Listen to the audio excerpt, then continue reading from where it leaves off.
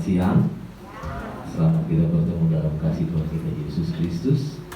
Kita yakin kita datang ke rumah Tuhan dengan satu tujuan kita. Kita mau menyenangkan hati Tuhan dengan pujian kita, dengan penyembahan kita. Kita yakin bahwa Roh Kudus hadir pada saat ini. Kita berdiri bersama-sama saudaraku. Dalamnya kasih-Mu Bapa. Haleluya Yesus.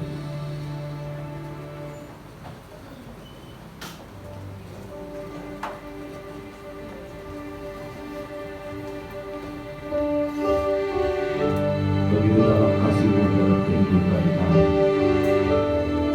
Kasih-Mu nyata dan luar biasa dalam hidup kami.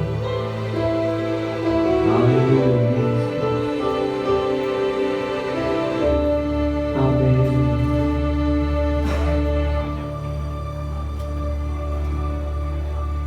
Dalamnya kasih-Mu Bapa, terlebih dari segalanya, pengorbanan yang termulia selamatkanku.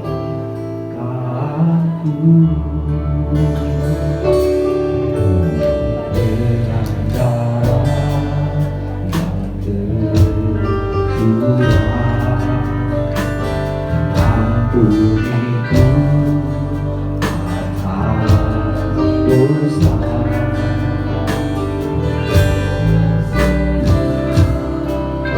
Kepadamu, oh Yesus,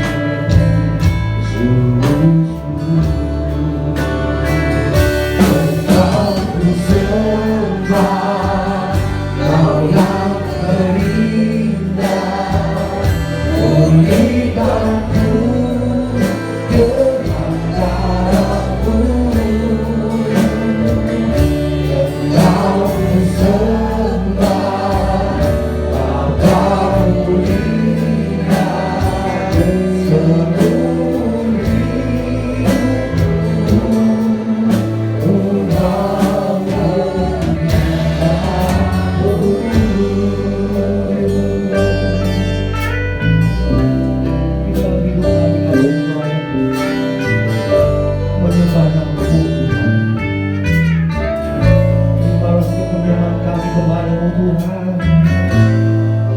dengan darah yang tercurah. Haleluya. Dengan darah yang tercurah, ampuniku atas dosa. Ku bersujud kepada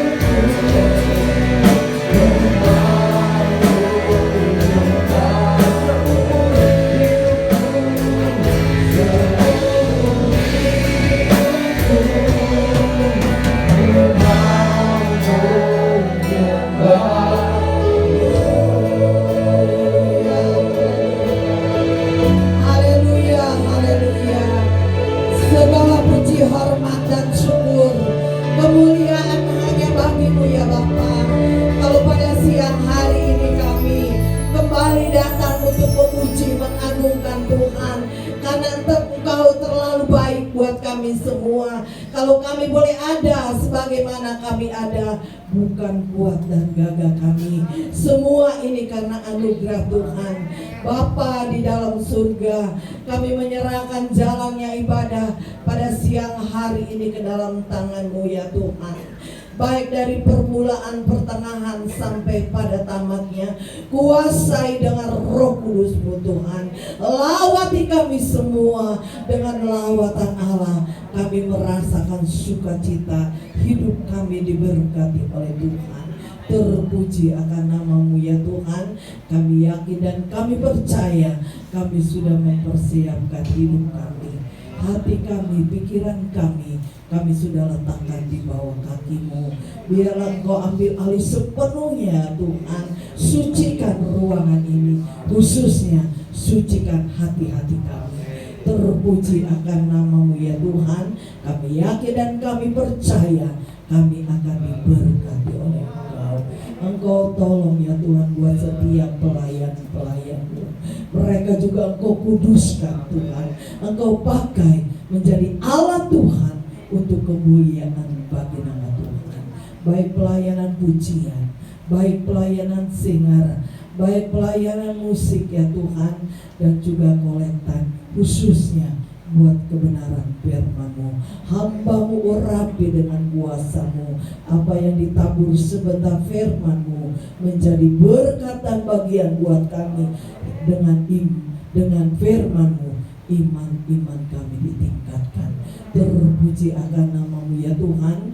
Kami berdoa juga buat perjamuan asal yang kudus Tuhan. Engkau berkati baik anggur, baik roti, semua itu Tuhan Engkau kuduskan. Semua itu diberkati oleh Tuhan. Kami menerimanya dengan penuh sukacita. Terima kasih Tuhan, terima kasih. Inilah menjadi doa kami. Pada siang hari ini kami serahkan ibadah kami ke dalam tangan-Mu. Di dalam nama Tuhan Yesus Kristus kami sudah berdoa dan mengucap syukur. Haleluya, haleluya, amin. Silakan duduk.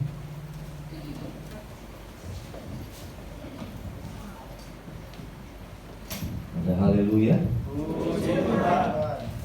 Ada haleluya. Puji Tuhan. Kita diberkati oleh Tuhan. Semuanya suaranya sangat lantang karena sudah makan. Haleluya. Kita yakin bukan karena makan saja, tetapi karena Roh Kudus ada pada saat ini. Amin. Haleluya. Berterima kasih buat Tuhan Yesus yang memberikan kekuatan, kemampuan buat kita sehingga kita bisa hadir pada saat ini untuk memuji dan membesarkan nama Tuhan. Apa yang kita miliki, mari persembahkan semuanya. Kita punya suara yang bagus, mari nyanyi untuk Tuhan. Kita punya tangan yang sempurna, mari tepuk tangan untuk tangan. Kalau kau punya kaki yang sempurna, mari kita berlomba untuk Tuhan. Jangan melihat kiri kananmu. Kalau engkau melihat kiri kananmu, kita malu.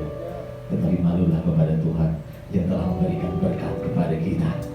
Kalau kita malu kepada Tuhan malah, maka kita harus memuji nama Tuhan dengan semangat, dengan sorak-sorai, karena kemuliaan hanya bagi nama Tuhan. Haleluya. Kita berdiri bersama-sama. Kita akan angkat pujian. Ada gerakan Roh Allah di sini dan api kemuliaannya. Amin. Haleluya.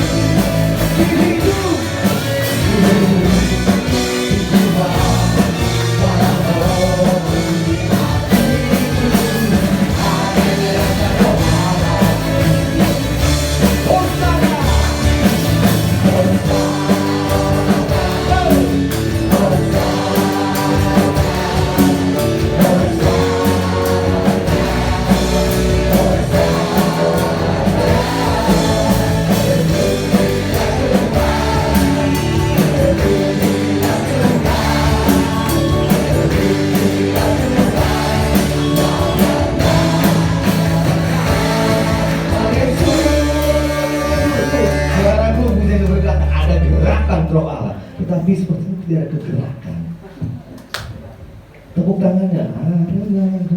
Ketika melambaikan tangan, kayak gak ada kegerakan. Tapi pujian berkata ada gerakan roh Allah di sini. Yakin dan percaya kalau kita memuji nama Tuhan dengan tulusan hati kita, maka gerakan Allah bekerja di dalam kehidupan kita. Amin. Yakin dan percaya bahwa ketika gerakan Allah bekerja, maka kuasa Allah bekerja dalam kehidupan kita. Apa yang menjadi problemamu, sakitmu pada saat ini, maka Tuhan akan menuntaskannya. Haleluya. Di timur mana? Timur, ya kan? Barat, utara, selatan, ya. Ketika di timur, di barat, utara, dan selatan. Amin. Pakai gerakan ya? Pakai gerakan ya? Amin. Ada gerakan roh Allah di sini. Haleluya.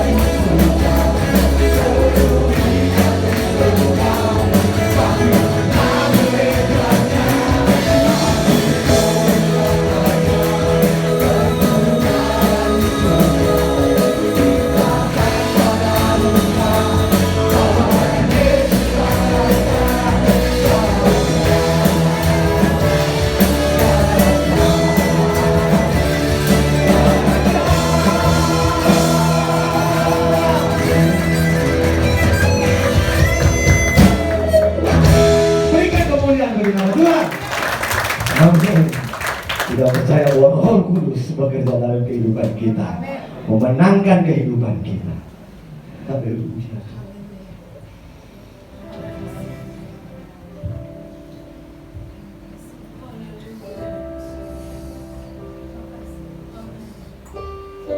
Engkau Bapa yang selalu mendengar kehidupan kami.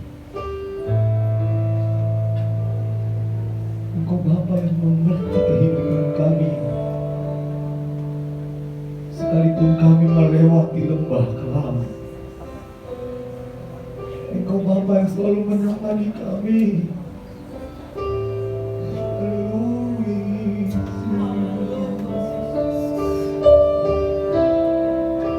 Amin Tuhan.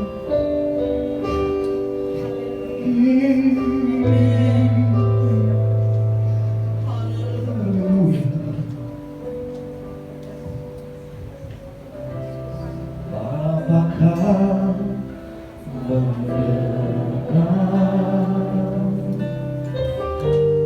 semua hatiku,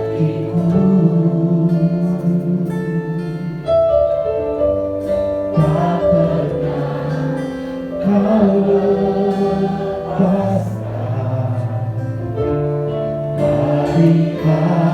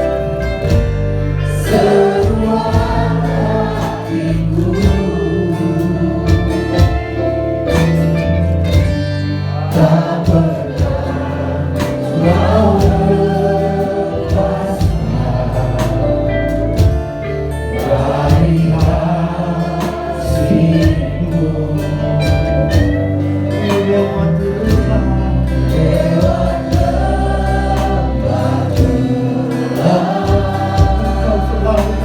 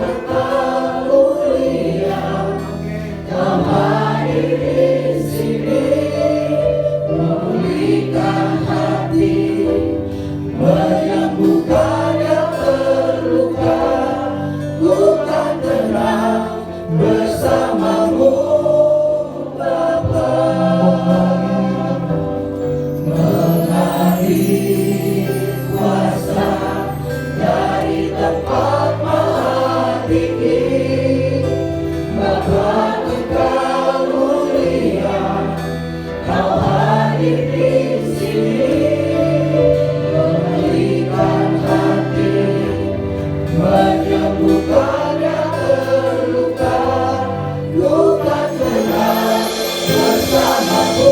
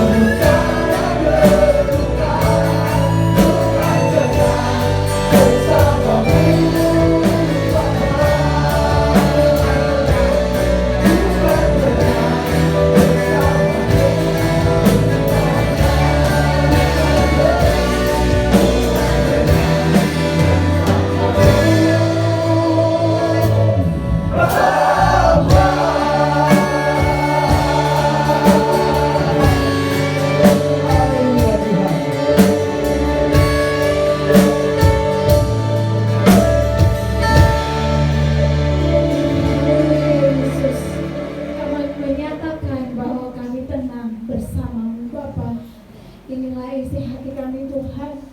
Kami telah memuji dan memuliakan akan Engkau Tuhan.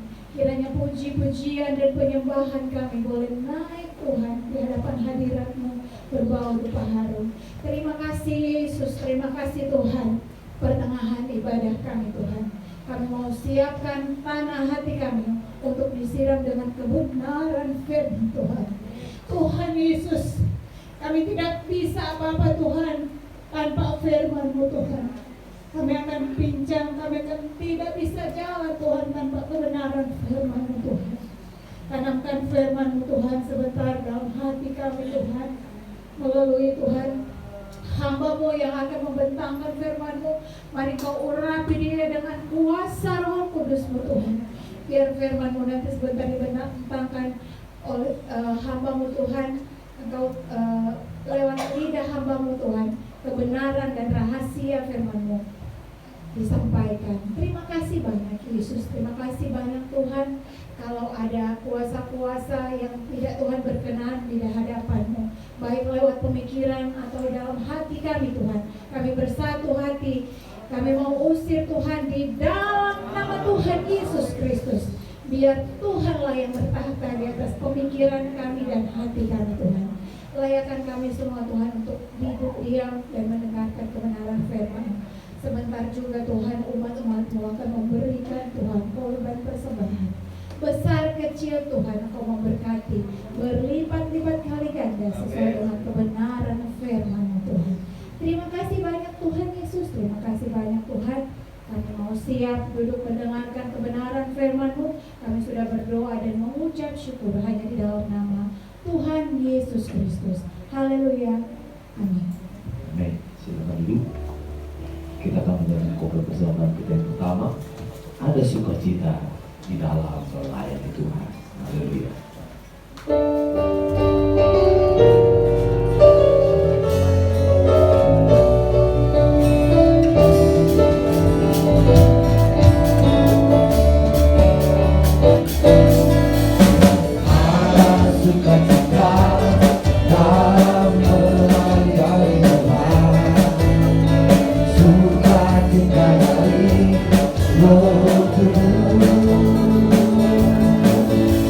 Hati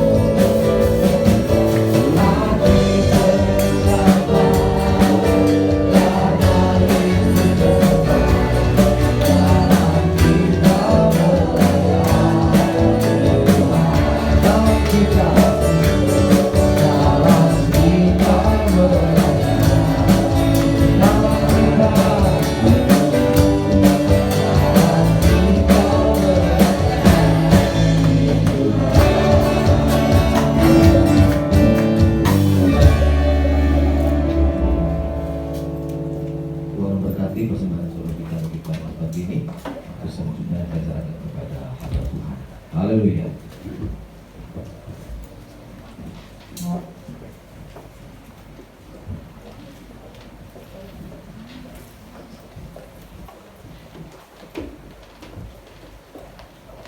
Tuhan, salam sehat dan salam sejahtera untuk kita semua.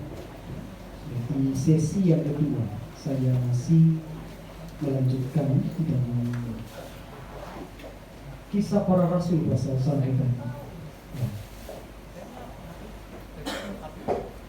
Sesi yang kedua ini masih tetap sama. Hanya ada beberapa ayat yang akan saya tambahkan untuk kita coba cermati bersama, karena Alkitab ini kan ditulis di dalam teks Yunani. Kalau kita lihat di YouTube beberapa waktu yang lalu, ada disebut pembohongan publik.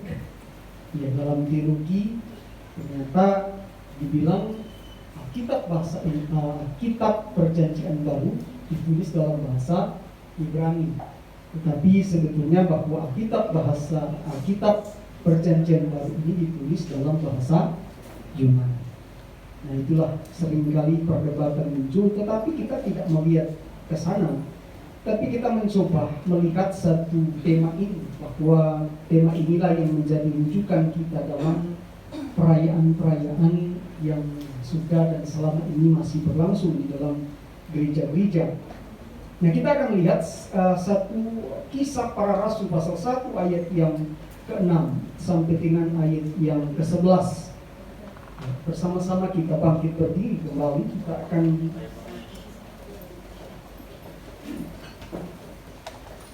membaca bersama-sama ayat ini, ya. 1, 2, 3. Maka bertanyalah mereka yang berkumpul di situ, Tuhan, maukah Engkau pada masa ini memulihkan kerajaan bagi Israel? Jawabnya, Engkau tidak perlu mengetahui masa dan waktu yang ditetapkan Bapa sendiri menurut kuasa. Tetapi kamu akan menerima kuasa kalau Roh Kudus turun ke atas kamu. Dan kamu akan menjadi saksiku di Yerusalem dan di seluruh Yudea dan Samaria dan sampai ke ujung bumi. Sesudah ia mengatakan demikian, terangkatlah ia disaksikan oleh mereka, dan awan menutupnya dari pandangan mereka. Ketika mereka sedang menatap ke langit, waktu ia naik itu, tiba-tiba berdirilah 2 orang yang berpakaian putih dekat mereka, dan berkata kepada mereka, "Hai orang-orang Galilea, mengapa kamu berdiri melihat ke langit?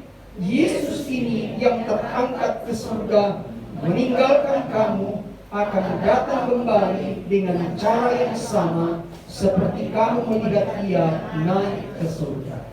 Dipersilakan kita duduk kembali. Berbahagialah kita yang membaca, mendengar, dan melakukan. Amin. Amin. Artinya kepastian dan keyakinan kita terhadap firman. Karena saya sering diundang di gereja-gereja yang mainstream, ya, gereja-gereja semacam ini. Jadi kalau disuruh bawa liturgi begitu. Pada mulanya kita bicara tentang kasih dan karunia Tuhan, gitu. Kan mesti ubah, kan? Mesti sesuaikan dengan pola dan gaya mereka. Kalau tidak, nggak diundang lagi. Mari kita lihat ayat ini. Nah, kita lihat di ayat 6. Maka bertanyalah mereka yang berkumpul di sini. Kita kalau membaca Alkitab, kita tanya. Saya selalu begitu. Maka bertanyalah mereka. Mereka itu siapa? Kan gitu ya, kalau membaca kan nggak langsung siapa sih? Berarti para murid yang sedang berkumpul bersama-sama dengan Yesus. Nah, kalimat ini saya jelaskan tadi di pertemuan pertama kita, bahwa kalimat ini kalimat imperfect. Artinya apa? Pertanyaan ini sudah ditanyakan di masa lampau. Artinya ketika Kristus bersama-sama dengan mereka Yesus belum dimuliakan, maka pertanyaan ini seringkali ditanyakan oleh para murid. Kapan Tuhan memulihkan? Saya mikir, Yesus, kapan sih? Tidak enak banget dijajah bangsa Romawi. Kan gitu. Gak enak banget. Coba kalau kita dijajah. Gak enak banget. Apalagi kalau dijajah istri. Gak enak banget tuh kan. Suami takut istrinya tuh dijajah. Gak enak banget kan. Laki dijajah. Gak ada lah di sini. Di sana sini banyak. Gak ada. Gak ada itu kalau dijajah. Apalagi kalau dijajah suami. Kelihatannya luar biasa. Bukan cuma di kamar dia teriak, di loteng dia teriak. Dijajah. Jadi dia bertanya kepada Yesus. Murid-murid yang berkumpul dikatakan di sini, maka bertanyalah mereka yang berkumpul di sini. Tapi kalau kita perhatikan pertanyaan ini, yang saya jelaskan tadi bahwa pertanyaan ini sebetulnya sudah ditanyakan itu berulang-ulang kali. Dan hadir juga pada masa itu, pada waktu itu mereka masih bertanya. Kadang-kadang kita mungkin menyalahkan orang yang bertanya. Apa sih nanya-nanya? Nah, ini orang nasionalistik sekali gitu. Sekarang kan kalau bicara soal pribumi dan prilangit, lu apa nih? Prilangit dah. Ya, kalau pribumi itu prilangit, dilahirkan dari surga gitu. Itu jadi masalah. Nah, orang-orang semacam ini sebetulnya dia berpikir bahwa tekanan yang dialami oleh bangsa Israel itu begitu hebat. Kenapa? Dijajah oleh bangsa Roma. Begitu hebat tekanan sehingga mereka terus mengharapkan pemulihan kerajaan bagi Israel. Saya kira wajar. Ya. Kita pun begitu kan. Kalau kita dianiaya, mengalami tekanan, ya, secara verbal misalnya, kadang-kadang kapan Tuhan mulutnya itu Tuhan sentil dikit, tapi nggak boleh kan, masa kita berdoa Tuhan sentil mulutnya, tak bisa, ya kan? Kan Tuhan bilang begini, musuh sekalipun harus didoakan, nggak betul, mulutnya itu nggak bisa, kita harus mengasihi dia, amin. Kenapa? Karena Tuhan yang kendalikan. Tuhan izinkan dia buat supaya kita sabar. Kan berdoa kita, Tuhan beri aku kesabaran. Datang orang nyentil. Ya. Kita berdoa, Tuhan beri aku kesabaran. Suami cuma nyentil dikit. Kenapa? Sabar, katanya sabar. Dia nyentil dikit, marah. Loh, tadi berdoa, Tuhan beri aku kesabaran.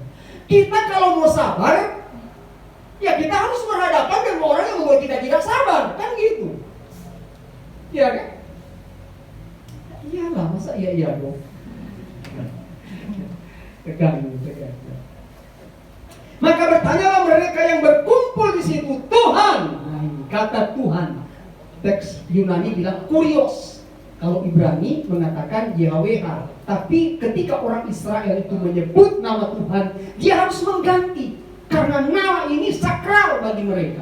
Gak boleh menyebut Tuhan itu sembarangan. Maka dia mengganti menjadi Adon atau Adonai. Tuhan, maukah engkau memulihkan? Maukah engkau pada masa ini? Jadi mereka minta sama Tuhan. Oh, dia tahu Tuhan kan bisa buat apa saja. Tapi kan wajar kalau dia minta begitu sama Tuhan. Saya juga kan wajar saja ya. Kalau orang tuh kaya, Pak boleh nggak? Nah ini kan gitu. Boleh nggak minta? Boleh. Kan, nah Tuhan ini kan, mereka sudah tahu bahwa dia Tuhan, Raja di atas segala raja, dia Mesias, anak Allah yang hidup. Masa minta aja gak bisa? Tapi maksud dari permintaan mereka ini tidak sama dengan cara berpikir Kristus. Kalau kita kembali ke pasal yang ketiga, pasal 1 ayat 3, dikatakan begini. Sebab selama 40 hari ia berulang-ulang menampakkan diri dan berbicara kepada mereka tentang kerajaan Allah. Jadi cara berpikir orang-orang Yahudi berbeda dengan cara berpikir Kristus. Kerajaan Allah yang dimaksud bukan secara fisik bangsa Israel, tetapi secara rohani, yang adalah Kristus itu sendiri. Dialah kerajaan Allah. Maka ketika Yohanes lihat kerajaan Allah itu ada di antara kami, artinya Kristus itu sendiri. Nah, dikatakan di sini di ayat yang ke-6, maukah engkau pada masa ini memulihkan kerajaan bagi Israel? Jadi yang ditekankan adalah kerajaan secara fisik bagi para murid. Kenapa? Karena mereka dianiaya. Mereka itu tidak bebas. Karena apa? Karena mereka berada di negara mereka, tapi mereka tidak bebas menjalankan ibadah mereka. Maka ini menjadi sebuah tantangan tersendiri dan memberi satu pengharapan pertanyaan kepada Kristus. Nah, kita lihat di sini di ayat 7. Jawabnya, engkau tidak perlu mengetahui masa dan waktu. Yesus langsung mengatakan kamu tidak perlu tentang masa dan waktu. Masa atau kronos ini, dari menit, dari waktu ke waktu, dari hari ke hari, minggu ke minggu, bulan ke bulan, tahun ke tahun, kamu tidak perlu tahu. Kenapa? Karena hanya Tuhan yang dapat memulihkan bangsa Israel. Kita kan cuma tahu, ya, sama dengan makan tahu. Karena kurang tahu. Jadi memang betul-betul karena kita kurang tahu, maka orang pasti bertanya, ingin tahu. Apa yang ingin ditanyakan, maka Yesus mengatakan, engkau tidak perlu mengetahui masa dan waktu. Nah, kalau waktu di sini sebetulnya adalah menggunakan kata kairos. Kata kairos ini kan kesempatan. Kesempatan. Nah, kata kairos ini sebetulnya diadopsi dari kata Yunani yang sebetulnya adalah dewa waktu. Dewa waktu. Nah, kalau kita membaca-baca, kita pasti tahu dewa-dewa dalam mitologi orang Yunani. Salah satu dewa waktu itu adalah kepalanya agak lontos, tapi ada rambut di depan. Lalu dia punya sayap. Sayap di belakang dan sayap di kaki. Jadi kalau dia lari itu begitu cepat. Yang bisa menahan dewa ini adalah rambutnya. Nah, itulah dewa mitologi yang namanya kairos ini. Kesempatan. Jadi kalau kesempatan diberikan kepada kita, lewat, nggak balik kedua kali. Makanya kita kalau meletakkan kaki di sungai tidak bisa meletakkan kaki untuk kedua kali. Kenapa? Karena airnya pasti sudah berbeda. Ya, airnya sudah berbeda karena dia mengalir terus, kan? Nggak akan sama. Jadi kenapa Lukas mencoba mengungkapkan ini, bahwa tentang kronos dan kairos ini itu hanya bisa dikendalikan oleh Tuhan. Orang bertanya, pulihkan Israel. Tuhan bilang, kamu nggak perlu tahu itu. Dan ternyata bahwa Israel itu dipulihkan Tuhan 1948 tahun yang lalu. Pada tanggal 14 Mei bangsa Israel itu merdeka. Bayangkan, dia tanya kurang lebih 35 Masehi. Ya. Jadi 35 tahun setelah Kristus dilahirkan, pertanyaan ini muncul, Tuhan pulihkan Israel. Tapi Tuhan pulihkan Israel pada tahun 1948. Panjang, kenapa? Karena Tuhan bilang, kamu tidak perlu tahu, hanya Tuhan yang tahu. Jadi saudara, kalau kita punya masalah, kita kadang-kadang bertanya, kapan ya Tuhan pulihkan? Ya, seperti lalu, Tuhan pulihkan, Bapa pulihkan. Kita bertanya, kapan Tuhan pulihkan? Cuma Tuhan yang tahu. Kadang-kadang kita jadi kelinger. coba Tuhan yang ya. Pendeta berdoa, pendeta juga nggak tahu gitu. Cuma berdoa doang. Kita berdoa, serahkan sama Tuhan. Tuhan yang pulihkan. Amin. Bayangkan itu 1000 dari 35 tahun Masehi sampai seberapa ribu tahun itu. 1000 berapa tahun baru Tuhan pulihkan Israel. Dia tanya tahun 35 Masehi. Baru Tuhan pulihkan 1948 tahun kemudian. Tuhan pulihkan. Bayangkan. Makanya Tuhan mengatakan, jawabnya engkau tidak perlu mengetahui masa dan waktu yang ditetapkan Bapa sendiri menurut kuasa. Jadi waktu itu, masa itu akan ditetapkan Bapa menurut kuasa. Jadi nggak ada kekuatan kita, nggak ada kuasa kita. Jadi kalau segala sesuatu yang terjadi pada kita sebetulnya diizinkan Tuhan, Tuhanlah yang melakukan itu. Ada orang yang kita anggap kemarin masih ketawa-ketawa, tiba-tiba besok tidak ada lagi. Itulah waktu yang Tuhan tetapkan bagi dia. Saya dapat SMS dari siswa yang baru lulus. Dia bilang, Pak, saya butuh doa. Saya bilang, Tuhan, ada apa lagi? Dia bilang, Pak, saya kena kanker pada kaki saya, dan saya sudah bengkak kaki saya. Saya mohon doa Bapak. Bayangkan, padahal baru lulus kemarin. Ceria-ceria, gimana kabar? Baik Pak. Tapi berapa minggu kemudian dia mengalami kanker. Kadang-kadang kita tidak pernah tahu bagaimana cara Tuhan untuk menyatakan mujizatnya kepada kita. Tetapi yang pasti dan menarik kalau kita lihat, nah seperti kalau kita perhatikan di ayat 3 misalnya, atau ayat 4. Nah, pada suatu hari, pasal 1 tadi, pada suatu hari ketika ia makan bersama-sama dengan mereka, ia melarang mereka meninggalkan Yerusalem dan menyuruh mereka tinggal di situ menantikan janji Bapa. Yang demikian katanya, setelah kamu dengar daripadaku, sebab Yohanes membaptis kamu dengan air, tetapi tidak lama lagi kamu akan dibaptis dengan Roh Kudus. Nah, saudara, ini menarik. Jadi sebetulnya Tuhan tidak menyuruh mereka mengikuti apa? Hari Pentakosta menurut Yahudi. Karena Tuhan perintahkan kamu tunggu di Yerusalem. Kenapa? Karena ada peristiwa perayaan Yahudi, yakni hari Pentakosta, hari ke-50. Tapi Tuhan menggunakan momentum ini untuk hadirnya kuasa Roh Kudus. Supaya apa? Supaya orang pada kumpul. Supaya orang lihat, orang dengar, orang menyaksikan bahwa Roh Kudus itu akan dinyatakan. Karena tema di sini sebetulnya bicara tentang saksi. Inti dari kisah para rasul adalah, inti gereja mula-mula adalah menjadi saksi Kristus. Ada lain.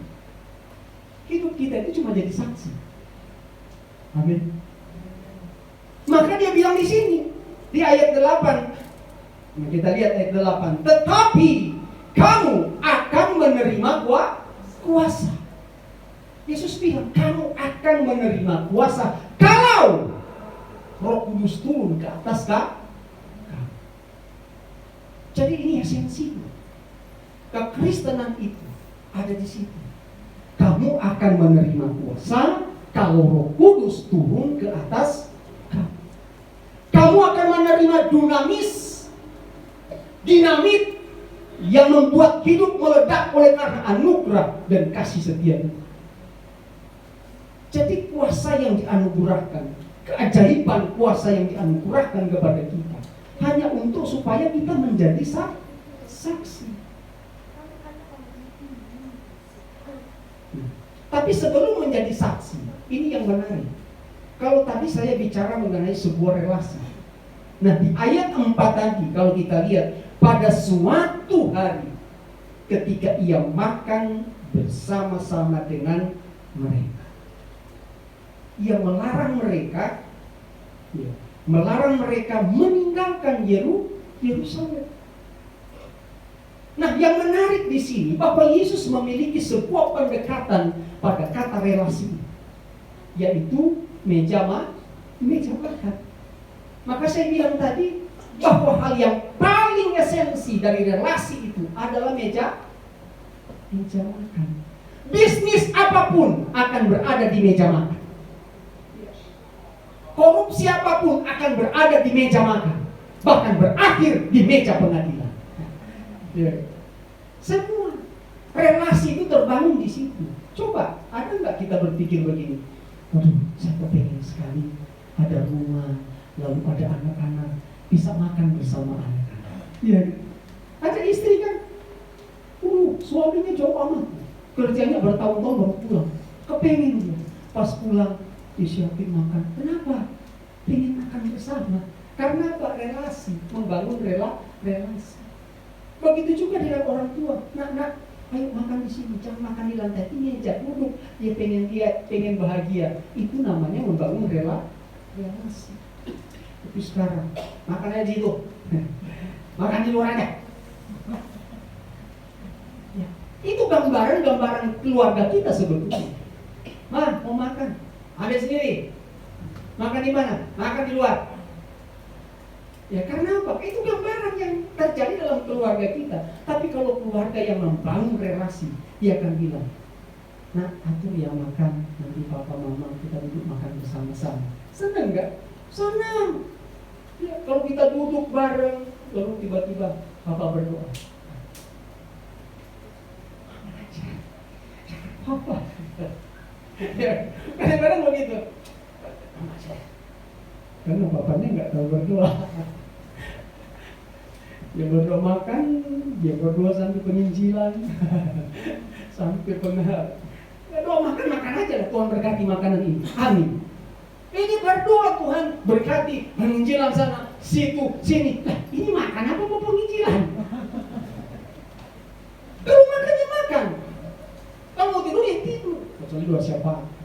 Dia bersiapa? Dia menjadi pengantara dia dengan Tuhan dengan orang lain. Jadi relasi yang terbangun di sini itu Yesus lakukan. Sebelum Yesus kasih perintah kepada mereka, dia bangun relasi lewat meja makan bersama dengan para murid.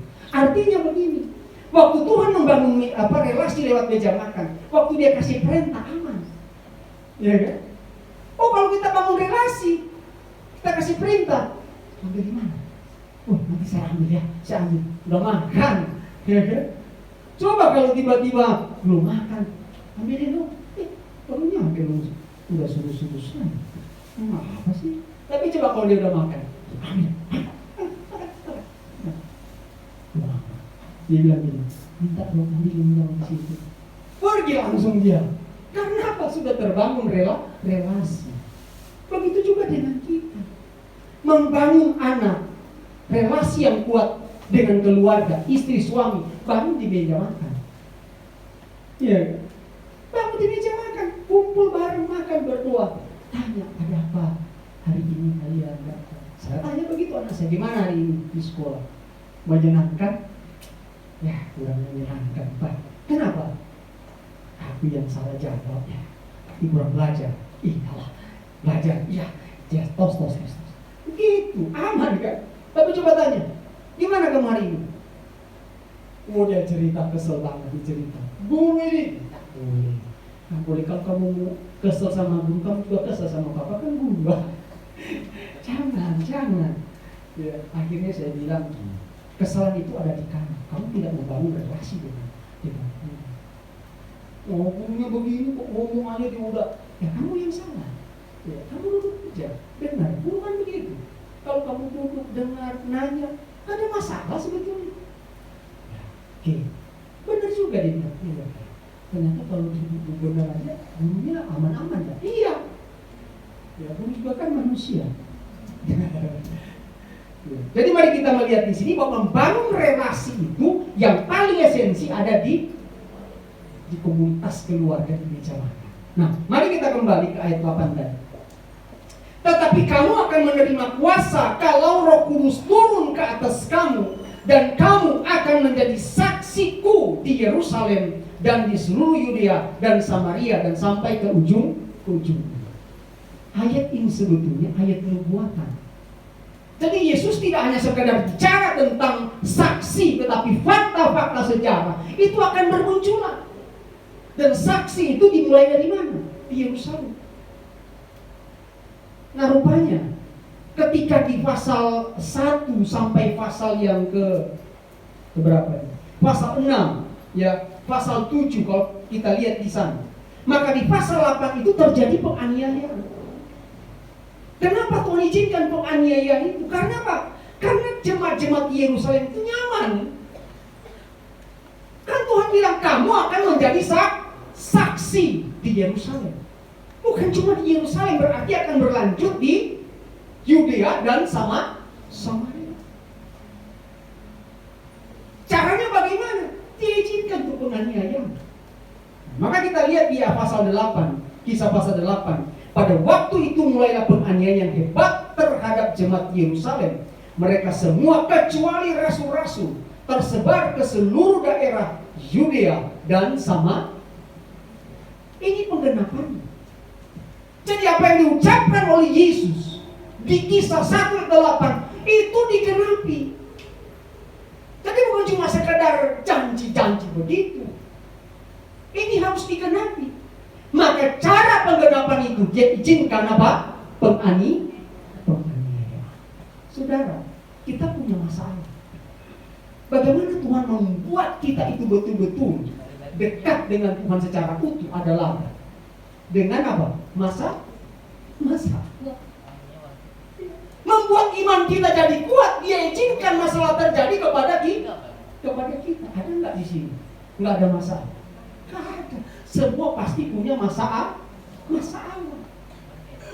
Semua punya masalah. Tapi lewat masalah ini, dia membentuk kita menjadi orang-orang yang tangguh di hadapan Tuhan. Begitu juga dengan kisah 1:8. Dia bilang kamu akan menerima kuasa kalau Roh Kudus turun ke atas kamu dan kamu akan menjadi saksiku di Yerusalem. Itu fakta, itu digenapi. Saksi mereka menjadi saksi di Yerusalem. Hidup mereka begitu luar biasa di Yerusalem. Tapi Tuhan kan lihat, wah nyaman. Maka muncul penganiayaan. Penganiayaan inilah yang membuat mereka tersebar. Jadi apa yang digenapi di dalam kisah pasal 1:8 digenapi di pasal 8 ayat yang 1b ini. Dia mengatakan pada waktu itu terjadilah penganiayaan yang hebat terhadap jemaat di Yerusalem. Kan sudah saksi di Yerusalem. Jadi saksi di Yerusalem. Nah, cara bagaimana mereka keluar menggenapi firman di kisah 1:8 adalah Tuhan izinkan penganiayaan. Oh, kalau begitu ngapain katanya Tuhan? Itu cara Tuhan. Loh, Tuhan bilang kan kamu nggak perlu tentang masa dan waktu, kamu nggak perlu tahu, tapi dia mau menyatakan dengan caranya, dengan kuasa. Itu yang Tuhan nyatakan. Lewat apa? Penganiayaan. Maka ketika adanya penganiayaan di Yerusalem, mereka semua kecuali rasul-rasul tersebar ke seluruh daerah Yudea dan Samaria. Itu penggenapan firman. Jadi bukan cuma sekedar ditulis, digenapi. Karena ini kan kisah para rasul, artinya kitab sejarah. Dicatat semua, ternyata betul cara Tuhan itu berkarya dan tidak pernah salah kalau Tuhan nyatakan kasih dan kuasa. Maka dia katakan di dalam ayat pasal 1 ayat 8 tadi, dikatakan, dan kamu akan menjadi saksiku. Kata saksi ini memiliki kata martus. Ya, martus. Martus itu memiliki arti saksi mata. Di dalam sebuah pengadilan kan dibutuhkan saksi.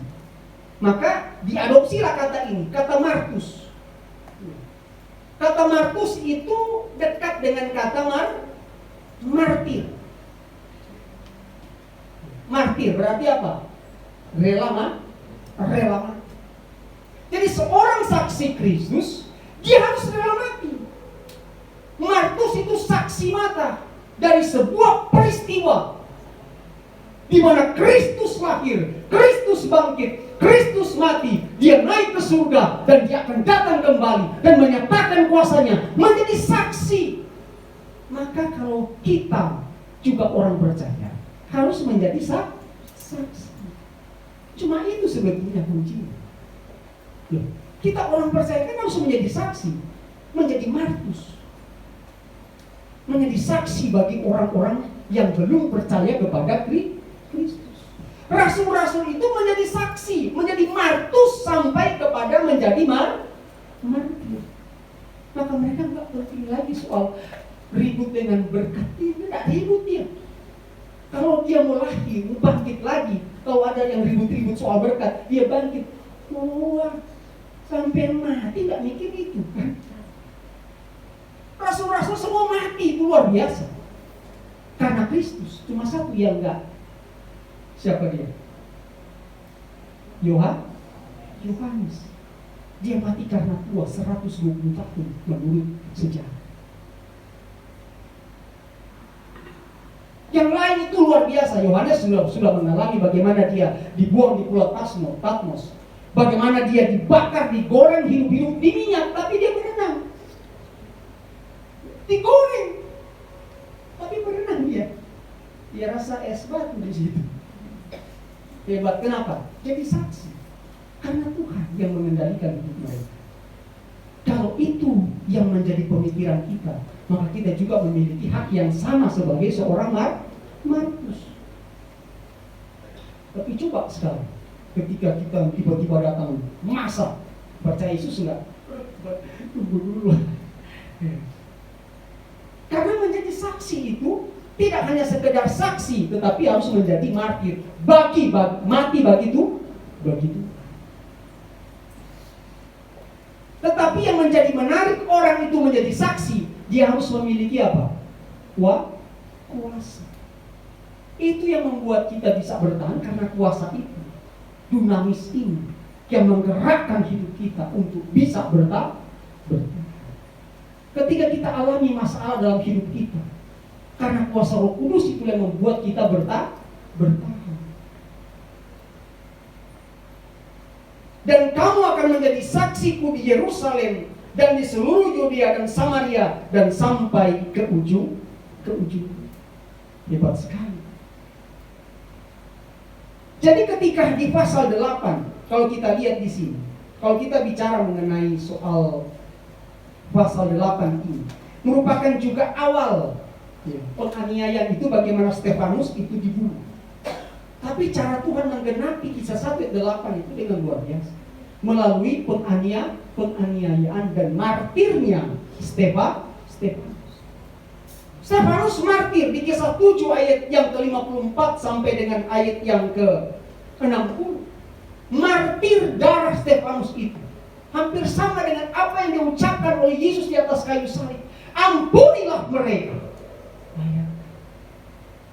Dan ternyata pada waktu itu Saulus hadir ketika Stefanus dirajam dengan batu. Itulah titik awal bagaimana Injil harus diberitakan bukan saja di Yudea, tapi di Samaria, bahkan sampai ke ujung. Nah, di pasal 8, pasal 9 pertobatan Saulus. Nah, Saulus ini kan nama apa? Nama Yahudi. Saul. Tapi diganti nama apa? Yunani. Nama Paulus. Itu. Jadi kenapa sih Pak kok tadi Saulus, sekarang Paulus? Nah, Tuhan yang ubah dia. Makanya kita kalau dibaptis kadang-kadang begitu. Nama apa Pak kita ya? Nama baptis kita apa? Gitu. Oh, nama kamu Samuel. Jangan Pak. Samuel itu nanti anakku di melayani Tuhan lagi. Diganti nama gitu. Jadi sama dengan Saulus ini. Saulus ini sebetulnya nama Yahudi, Saulus. Maka ada raja pertama Saul. Lalu diganti menjadi Paulus dengan nama Yunani. Artinya apa? Dari secara konteks budaya, dia bisa masuk ke dalam konteks budaya di luar dari bangsa Israel. Karena itu pilihan Tuhan bagi dia untuk mewartakan Injil ke seluruh dunia melalui Paulus. Sebab kalau dia tetap menggunakan nama Saulus, orang gak mau. Ya ini budaya ini. Kalau dia masuk dengan budaya, dengan nama, maka orang akan menerima. Bisa begini. Oh, ini kampung, dari kampung gua. Coba kalau masuk dari kampung yang lain. Nah, itu fakta-fakta budaya begitu. Maka Tuhan menggunakan cara yang unik sekali dengan adanya Saulus bertobat. Maka kita lihat di Kisah Para Rasul pasal 26. Ayat 16 mengatakan begini, tetapi sekarang bangunlah dan berdirilah. Aku menampakkan diri kepadamu untuk menetapkan engkau menjadi pelayan dan saksi tentang segala sesuatu yang telah kau lihat daripadaku, dan tentang apa yang akan kuperlihatkan kepadamu nanti. Aku akan mengasingkan engkau dari bangsa ini dan dari bangsa-bangsa lain, dan aku akan mengutus engkau kepada mereka untuk membuka mata mereka supaya mereka berbalik dari kegelapan kepada terang, dan dari kuasa iblis kepada Allah, supaya mereka oleh iman mereka kepadaku memperoleh pengampunan dosa dan mendapat bagian dalam apa yang ditentukan untuk orang-orang yang dikuduskan. Jadi Paulus menceritakan tentang pertobatan. Inilah yang dipakai cara Tuhan, hebat sekali. Kisah 1:8 digenapi di dalam diri Paulus, menjadi saksi Tuhan. Diasingkan dari bangsa-bangsa, dipisahkan dari bangsa, hanya dikhususkan untuk menjadi saksi bagi Kristus. Saya percaya kita juga menjadi saksi bagi Kristus. Amin. Bukan cuma Paulus, kita menjadi martusnya Tuhan, sekaligus menjadi martirnya Tuhan. Siap nggak kita? Siap. Ya. Siap nggak? Siap Tuhan. Baru ada masalah dikit udah mulai ribut. Itu gara-gara kamu. Coba kamu enggak. Udah, hilangkan itu gara-gara kamu. Amin. Cuma serahkan kepada Tuhan. Kalau Tuhan izinkan itu terjadi, Tuhan sedang melatih dia untuk kuat di hadapan Tuhan. Amin. Kalau kita punya masalah, sebetulnya cuma satu. Tuhan mengajarkan kita untuk tunduk kepada anugerah Tuhan. Itu aja sebetulnya. Kalau kita ada masalah itu, ya nggak usah ribet. Tuhan. Saya bilang, kalau baca-baca Alkitab, ya juga ya. Kalau kita sakit, bilang aja Tuhan, apa sih maksud Tuhan terhadap sakitku ini? Ya kita mesti jujur kan. Ada apa Tuhan untuk sakitku ini? Kalau sakitku ini hanya untuk kemuliaan Tuhan, jadi menurut kehendak. Imani seperti itu. Kalau Tuhan mau ambil aku menurut anugerah-Mu, lakukan menurut kehendak. Itu hebat sekali, amin. Jangan Tuhan, terus mau mati kayaknya gue ini. Janganlah mengeluh, amin.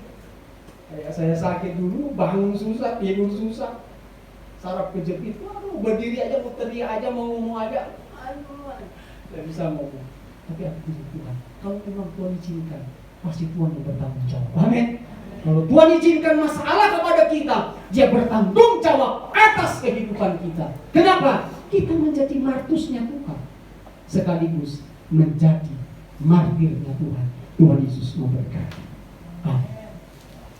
Mari kita persiapkan hati kita masuk dalam perjamuan kudus.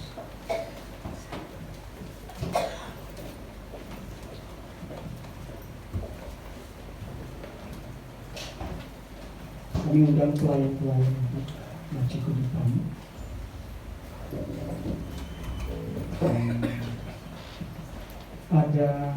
Ada satu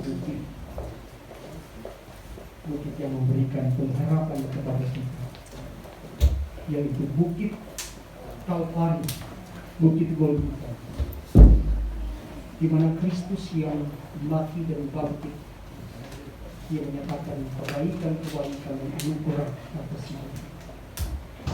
Dengan penuh syukur kita memberikan rasa hormat kepada Tuhan dalam pujian syukur menyambut perjamuan kudus ini. Pada satu bukit, haleluya.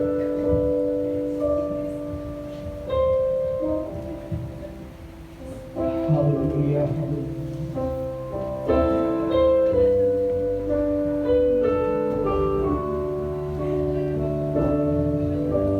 Buatlah komitmen dengan Tuhan secara pribadi. Ada satu bukit jauh dari sini, lihat salib Tuhan berdiri. Sepotong kayu kasar, Sepotong kayu kasar, harga dosa besar. Di sana Tuhan utamani. katakan ku datang, Ku datang pada salib itu. ku ingat cintanya, Ku ingat cintanya Tuhanku, yang jatuh pada salibnya. aku jatuh pada salibnya. Sangat ku datang, Sana ku dapat ampun dosa. ku datang pada salib Kristus. Ku datang pada salib itu. Haleluya. Ku lihat cintanya Tuhanku.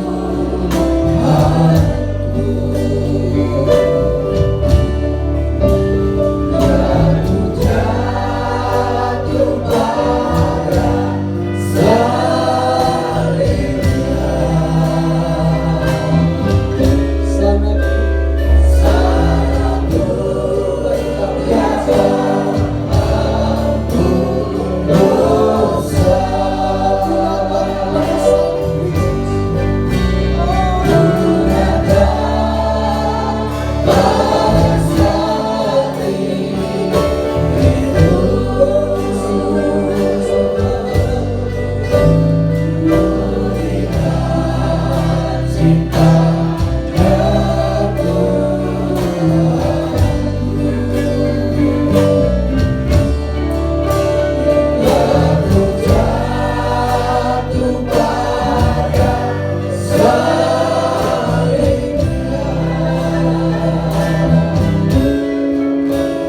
Sana ku dapat ampun dosa.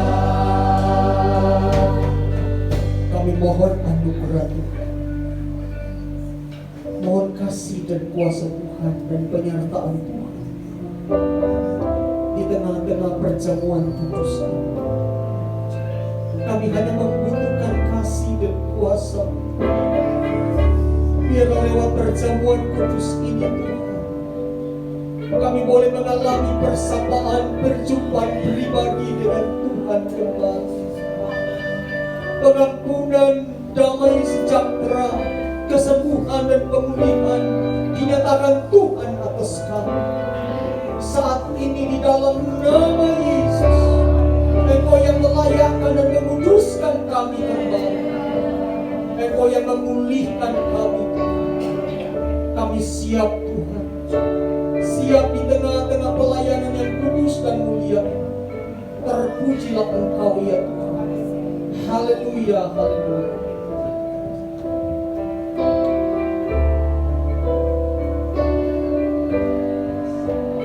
Anugerah dan damai sejahtera akan menguduskan dan memperlengkapi kami dengan kasih dan kuasa Tuhan. kami akan mulai dengan anugerah yang Tuhan nyatakan dalam perjamuan kudus ini, di dalam berkat nama Tuhan Yesus Kristus. Haleluya. Amin.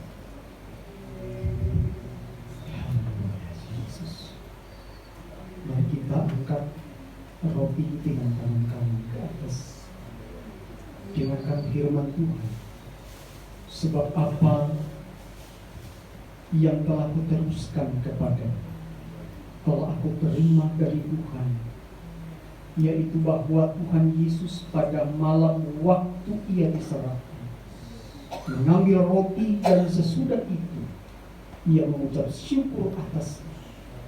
Ia memecah-mecahkannya dan berkata, inilah tubuhku yang diserahkan bagi kamu. Perbuatlah ini menjadi peringatan akan aku.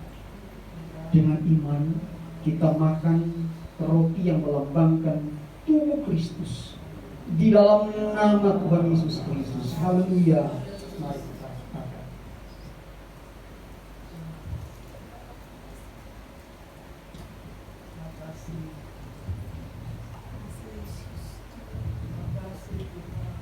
Terima kasih Tuhan untuk kuasa api-nur Yesus yang sudah kami alami dalam hidup. Kami dipulihkan, kami disembuhkan oleh Kristus. Oleh karena tubuh-Mu. Terima kasih Tuhan. Mari kita angkat cawan kita ke atas dan dengarkanlah firman Tuhan. Demikian juga ia mengambil cawan. Sesudah makan lalu berkata, cawan ini adalah perjanjian baru yang dimeteraikan oleh darahku. Perbuatlah ini setiap kali kamu meminum menjadi peringatan akan aku. Dengan iman di dalam nama Yesus Kristus, kita minum cawan yang melambangkan darah Kristus yang mengampuni dosa kita. Haleluya.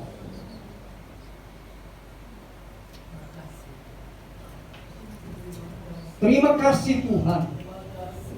Terima kasih untuk kasih dan anugerah Tuhan atas kami. Terima kasih untuk kesembuhan. Terima kasih untuk damai sejahtera yang dinyatakan Tuhan atas kami. Terima kasih untuk jalan keluar yang diberikan Tuhan bagi kami. Terima kasih untuk pengampunan dosa yang terus dinyatakan Tuhan bagi kami.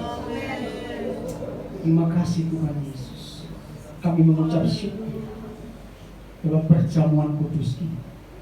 Biarlah kehendak-Mu saja yang jadi atas kami. Terpujilah nama dalam Kristus Yesus. Kami berdoa dan bersyukur. Haleluya. Semua yang percaya berkata, amin.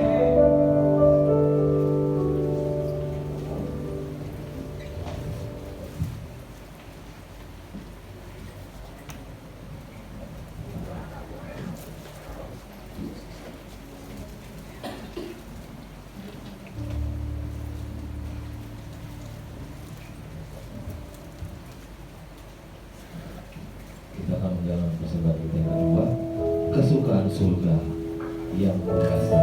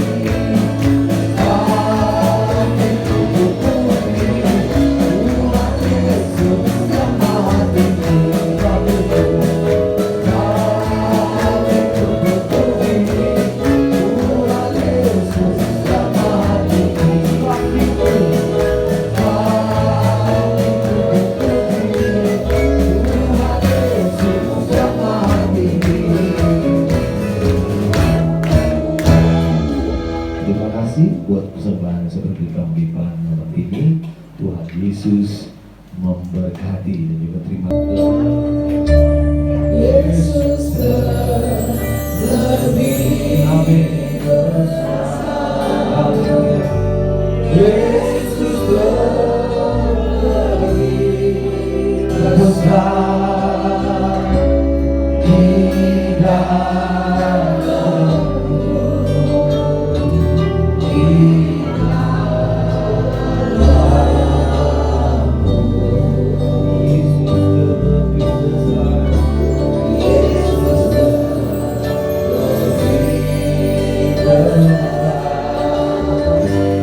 Yesus terlebih besar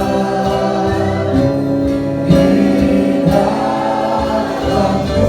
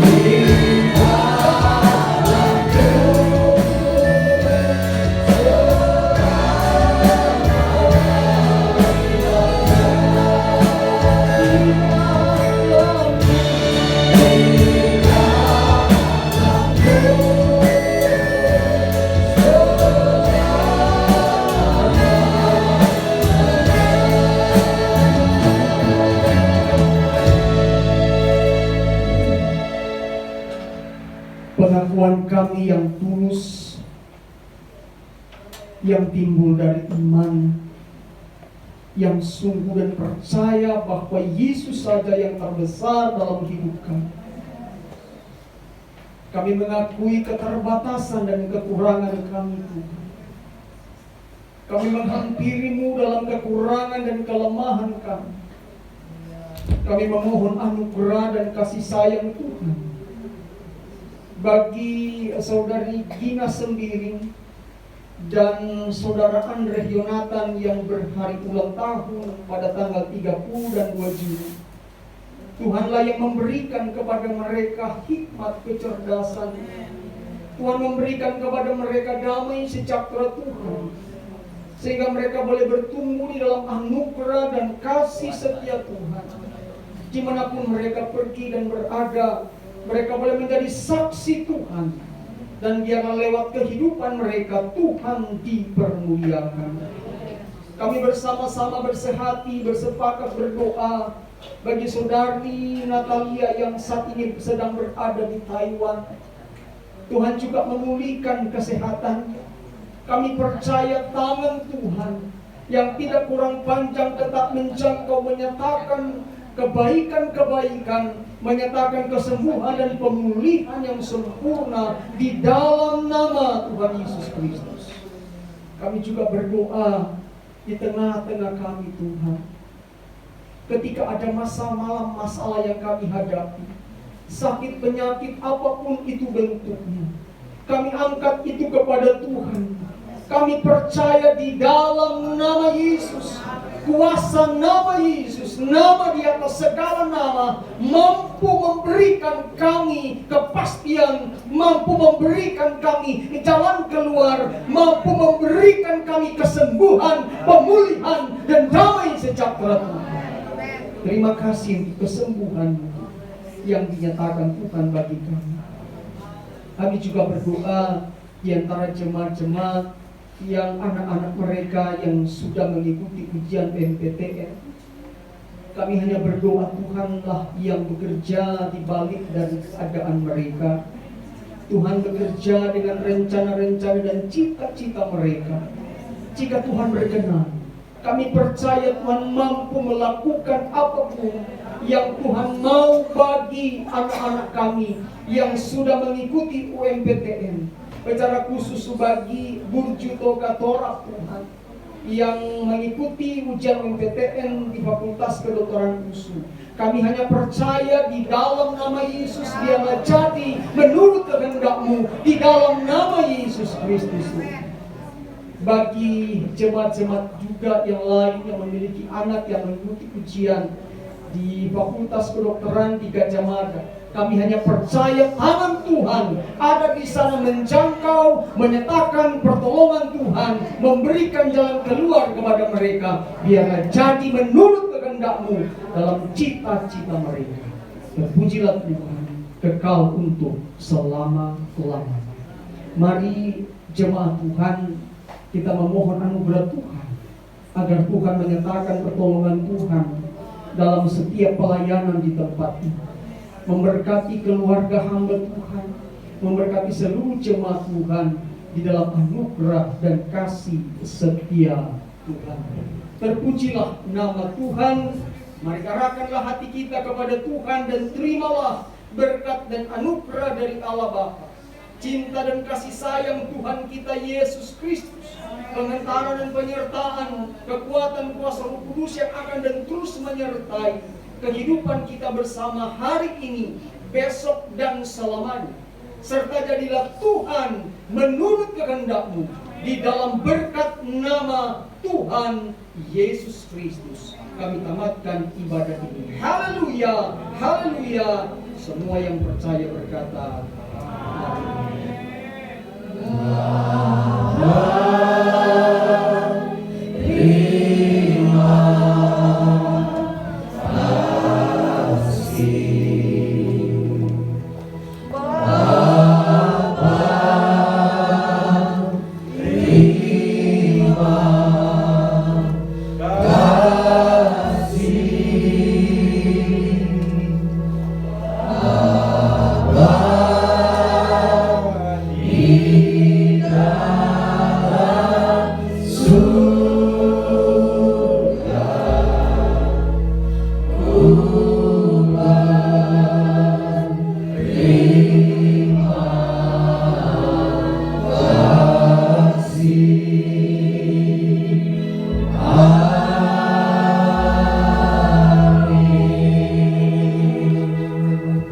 Selamat siang, selamat hari Minggu. Tuhan Yesus memberkati. Haleluya. haleluya, salam sehat, salam sejahtera bagi seluruh jemaat GPDI Gria 50 yang telah tampil Cibitung. Ya, anugerah Tuhan yang Tuhan nyatakan hari ini dalam ibadah syukur kita, ibadah pertama dan kedua. Tuhan selalu mengaruniakan kesehatan dan kekuatan, dan berkat Tuhan hadir dan terus ada di jemaat GPDI Gria 50 Metlang Tambun Cibitung. Tuhan Yesus memberkati. Haleluya. Tetap semangat. Amin.